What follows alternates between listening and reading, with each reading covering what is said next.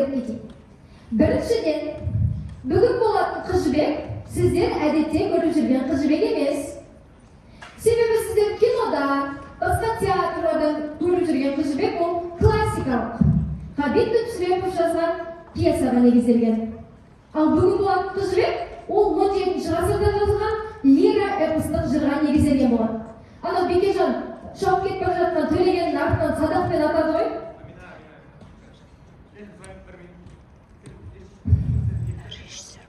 Қазір бір-екі сөз айтыңдаршы ма?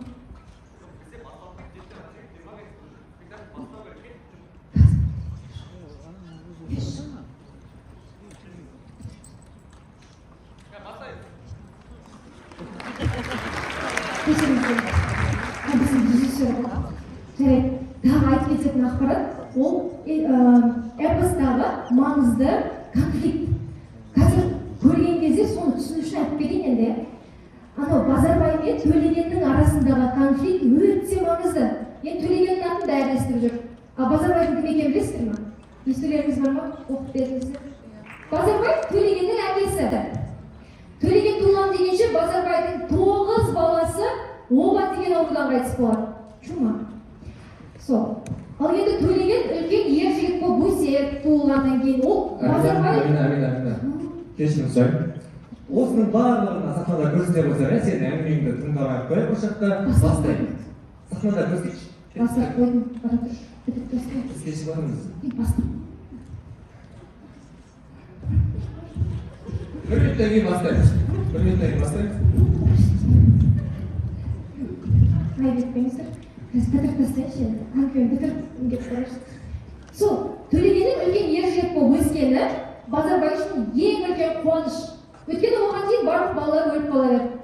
Ал ең үлкен қуанышпен бірге ең үлкен қорқыныш бірге жүреді. Төлеген ер жігіт болып өседі.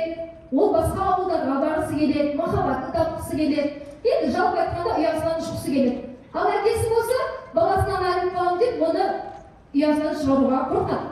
Осы жерде не болады? Конфликт болады. Бұл конфликт негізі бұл оқиғаның қалай ары қарай дамитынына, өлмейтініне, тіпті қалай бітетініне әсер етеді ғой. Ана Төлегеннің соңы өліп қалады, осы конфликттің кесірінен. Не үшін айтасың оның барлығын? Төлеген барлық кейіпкеріміздің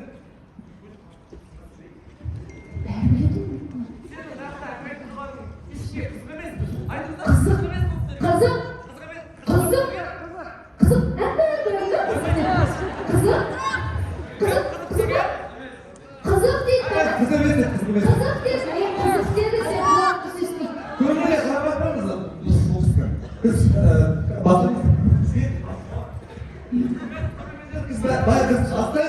Жоқ, мен айтпеймін.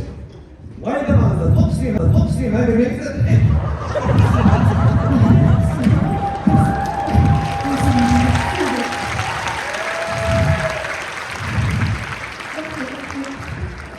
Біздің режиссер ғой, аты Ерасыл. Біз шаршап жіберді ғой, сахнаға былай шық, былай шық, бүйтпеді, сөйтпеді. Білесіздер ма? Алдында репетиция кезінде бір апта бұрын түсімді. Мен осыны алып тастап, өзім ақ режиссер болғым келеді ма? Бірге істеу үшін.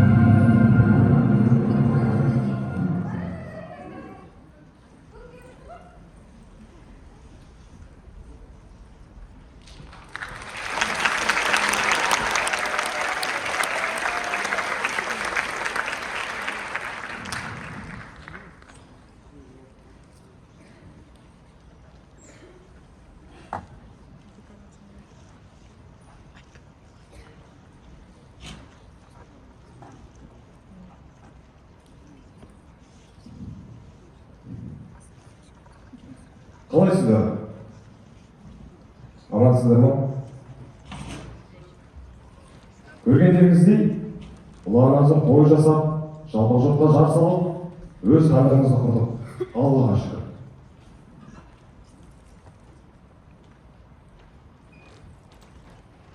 Керей мен Жәнібекті Ақмола облысына хан сайлап, үйелеріміз толып, қарнымыз қойып, ең бастысы қой үстіне бозторғай жонып қалған заманға жеттік. Аллаға мың шүкір. Енді осыдан айырылып қалмасақ болды.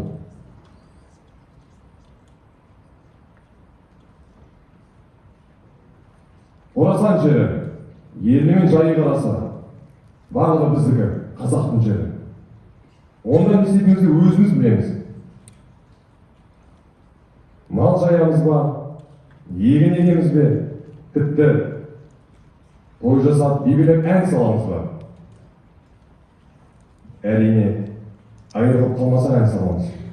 Айырылып қалсаң, атаның басына ән саласыңдар ма?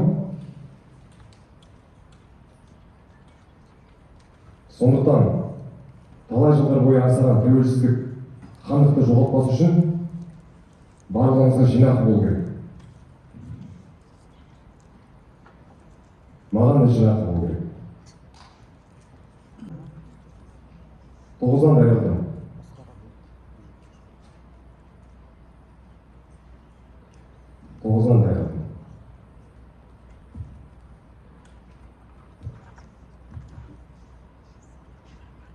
Алайда қазір Құдайға шүкір, төлегеннен кейін сансымен дүниеге келді. Олдарым жас болықты қойған ересек жігіттер.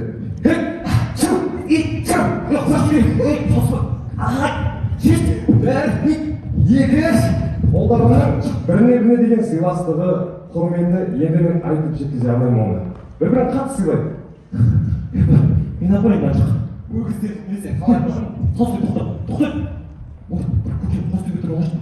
Сен ол жаққа барып Түсінесіздер ме?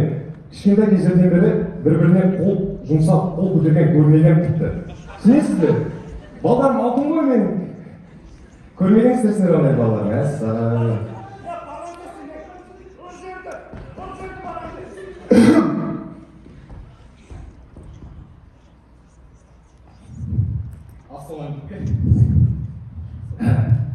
Ассалаумағалейкум.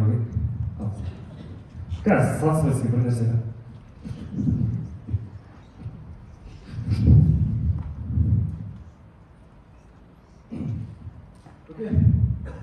Біз төлеген екенбіз.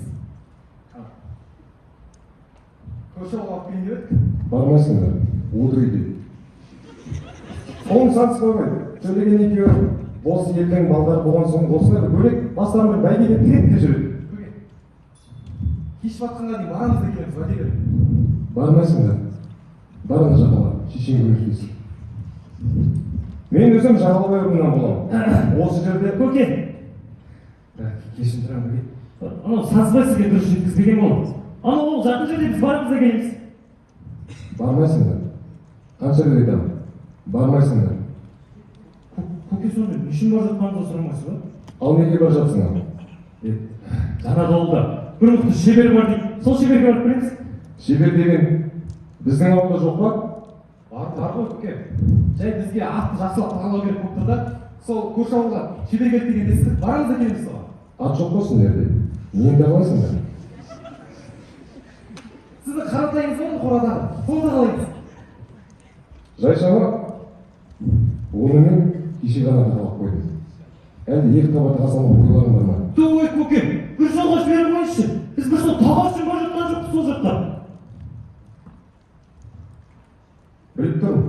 Мен бәрін біліп тұрмын. Енді барлығын біліп тұрсаңыз, ботамызды берсеңізші, барып берейік. Төлеген көрдіңдер ма? Төлеген, кеш мұнда отырш. Біздеге көрсетем. Кеш отырш мұнда. Саудагер қайдан отыр дейсің? Қызық көрсетем. Саудагер, маған жібекке бару керек. Ол мен туралы бойында батыр. Төлеген мұнда отырш дейін бір сәтке бір күшті зат көрсетем. Шынайма, кеш отырш. Саудагер сен маған жібектің күймесін көрсетесің бе?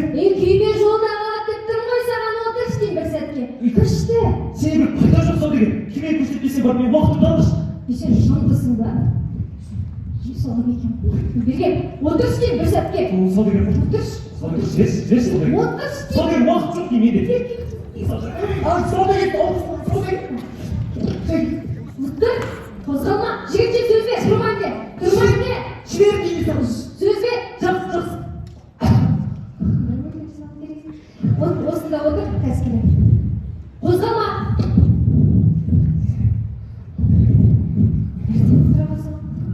Сен Жақындама деймін ана, жақындама. Кәс. Жақындама деймін ана, саудагер. Әрге, тиіспе. Саудагер. Жігітше сөз бер. Саудагер, қызға тиіспейді, мен бара бермесейін. Отыр. Қазір осы жерде тұрсаң, жүрек саған қарсы қоям, шықтың ба? Қазір осы орындықтан жамбасыңды көтеретін болсам, мен жібекті саған қарсы қоям, ұқтың ба?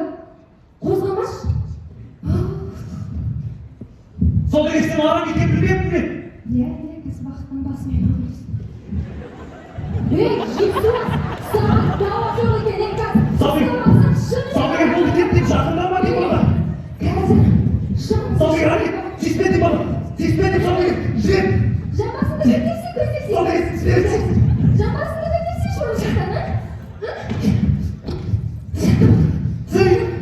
Қоймадым. жібек! Кіре бересіз, дайынбыз! Жігіттің әжеп, бесенді сөзіңдеш айтып едім ғой, кеше еттім ғой. Сен жібек дедің бе?